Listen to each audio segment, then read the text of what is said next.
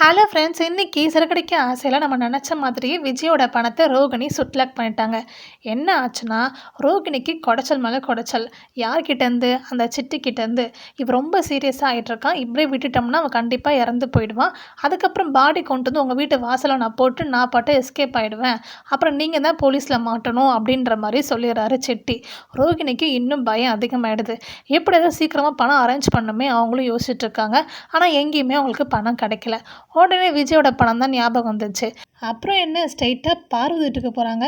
அங்கே போய் பார்த்ததுக்கப்புறம் விஜயை வந்து டான்ஸ் சொல்லி கொடுத்துட்ருக்காங்க. அதுக்கப்புறம் டியூஷனையும் க்ளோஸ் பண்ணிடுறாங்க. இதுதான் சாக்குன்னு சொல்லிட்டு விஜயாவுக்கு பயங்கரமாக ஐஸ் வைக்கிறாங்க. ஆண்டி, உங்களை பற்றி என்னோடய கிளைண்ட் கிட்டே சொன்னேன். அவங்க ரொம்ப பெருமைப்பட்டாங்க தெரியுமா? உங்களுக்காக ஸ்நாக்ஸ்லாம் வாங்கி கொடுத்து அனுப்பிச்சாங்க அப்படின்னு சொல்லிட்டு எல்லா ஸ்நாக்ஸையும் டேபிள் மேலே வைக்கிறாங்க. பார்வதியும் விஜயாவும் ஒரு வெளுத்து வெளுக்கிறாங்க. அப்புறம் ரோகிணி வந்து ஆக்டிங் பண்ண ஸ்டார்ட் பண்ணுறாங்க. எனக்கு ஒரு கால் வருதுன்னு சொல்லிட்டு பேசுகிறாங்க. சிக்னல் கிடைக்காத மாதிரி, நான் ஒரு நிமிஷம் இருங்க, நான் வெளில வந்து பேசுகிறேன்னு சொல்லிட்டு அப்படியே ஸ்ட்ரெயிட்டாக மாடிக்கு போகிறாங்க. மாடிக்கு போனதுக்கு அப்புறமேட்டுக்கு பார்வதி தான் எங்கே வச்சுருந்தாங்கன்னு தெரியும் இல்லையா? நைஸாக சாவி எடுத்து பணத்தை எடுத்து தான் பேக்கில் வச்சுக்கிட்டு சாவி இருந்த மாதிரி வச்சுட்டு நைஸாக கீழே இறங்கி வந்துடுறாங்க.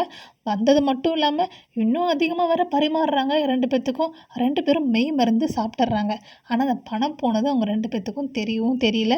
ஒரு வழியாக பணம் கிடச்சிருந்தா சொல்லிட்டு ரோகிணி ஹாப்பி ஆகிடுறாங்க. இதுக்கு நடுவில் மீனா வந்து ஒரு சாம்பிளான டெக்கரேஷன் வீட்டில் பண்ணி வச்சுருந்தாங்க இல்லையா?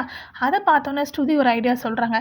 நம்ம இந்த மார்க்கெட்டிங் பண்ண தான் உங்களுக்கு நிறைய கிளைண்ட் கிடைப்பாங்க அப்படின்னு சொல்லிட்டு நம்ம ஒரு வெப்சைட் லான்ச் பண்ணுவோம்னு சொல்லிட்டு மீனாவை அழகாக ரெடி பண்ணி அவங்களே வந்து ஒரு மாடலாக மாற்றிடுறாங்க.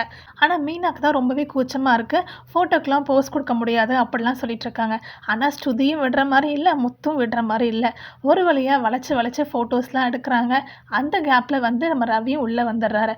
அவர் வந்ததுக்கு அப்புறமேட்டுக்கு அவர்கிட்ட விஷயம் சொல்லுவோம். சூப்பர் அண்ணி, வாழ்த்துக்கள், நல்லா பண்ணுங்க அப்படின்னு சொல்லிட்டு அவரும் என்கரேஜ் பண்ணுறாரு. எப்படியும் அவங்க மீனாவும் முத்தும் அடுத்த லெவல் போக போகிறாங்க. ஆனால் ரோகிணி பண்ண விஷயத்த எப்படியும் கூடிய சீக்கிரம் வெளிவரும். ஏன்னா கண்டிப்பாக விஜயா பணம் காணான்னு சொல்லிட்டு தேட தான் போகிறாங்க. விஜயாவுக்கு உண்மை தெரிஞ்சால் என்ன ஆகுன்றதை வெயிட் பண்ணி பார்ப்போம். உங்களுக்கு வீடியோ பிடிச்சிருச்சுன்னா வீடியோக்கு லைக் பண்ணி நம்ம சேனல் சப்ஸ்கிரைப் பண்ணி சப்போர்ட் பண்ணுங்கள். தேங்க்யூ அண்ட் தேங்க்ஸ் ஃபார் வாட்சிங்.